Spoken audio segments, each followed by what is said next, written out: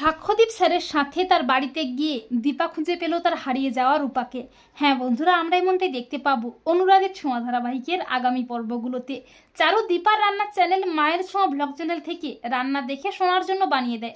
সোনার খুব পছন্দ হয়, আর ভিডিওটি দেখে সূর্যের বারবার মনে হয় যে ওটা দীপারই হাত, দীপা আমার খুব আশেপাশেই আছে। সূর্য অস্থির হয়ে ওঠে। অপরদিকে নন্দা সাক্ষ্যদীপকে দেখায় যে মায়ের ছোঁয়া ব্লগ চ্যানেলটি আসলে দীপারই চ্যানেল, আর এতে সাক্ষ্যদীপ কিন্তু বেশ খুশি হয়। এরপর দীপা রান্না করা জলখাবারটা সাক্ষ্যদীপকে খেতে দেয় বিক্রম, আর সাক্ষ্যদীপের কিন্তু খুব ভালো লাগে। কিন্তু তারই মধ্যে তার কাছে একটা ফোন আসে, আর তক্ষুনি দীপার বানানো খাবারগুলো নিয়ে সাক্ষ্যদীপ তড়িঘড়ি করে বেরিয়ে যায়। দীপা বলে, কার ফোন এলো যে উনি এভাবে বেরিয়ে গেলেন? তখন নন্দা দীপাকে বলে, স্যার আমাদেরকে শাসন করেন, কিন্তু স্যারেরও এমন কেউ আছে যে স্যারকে শাসন করে। দীপা মনে মনে ভাবে, সে কে যাকে উনি এতটা ভালোবাসেন, যাকে উনি এতটা গুরুত্ব দেন। অপরদিকে সাক্ষ্যদীপের রান্না খাবারগুলো খেয়ে রূপা মনে মনে ভাবে, আরে এ তো অবিকল আমার মায়ের হাতের রান্না। রূপা অস্থির হয়ে সাক্ষ্যদীপকে বলে, মামু এই খাবারগুলো কে বানিয়েছে? তখন সাক্ষ্যদীপ বলে, আরে আমাদের রেস্টুরেন্টের একজন মহিলা মিসেস সেনগুপ্ত, উনিই তো বানিয়েছেন।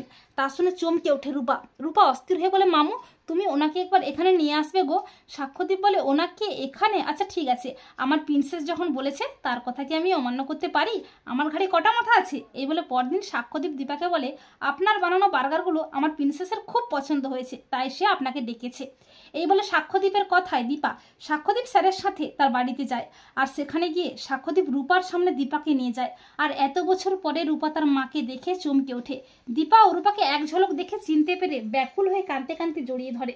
রূপা বলে, মা তুমি কোথায় ছিলে মা? সাক্ষ্যদীপ রূপাকে বলে, প্রিন্সেস তুমি কি ওনাকে চেনো? তখন রূপা বলে, মামু উনিই তো আমার হারিয়ে যাওয়া মা। তা শুনে চমকে ওঠে সাক্ষ্যদীপ। তো বন্ধুরা, তোমরা এটাই চাও তো যে সাক্ষ্যদীপের বাড়িতে গিয়েই যেন দীপা খুঁজে পায় তার হারিয়ে যাওয়া রূপাকে? কমেন্ট করে জানাতে ভুলো না কিন্তু তোমাদের মতামতটি।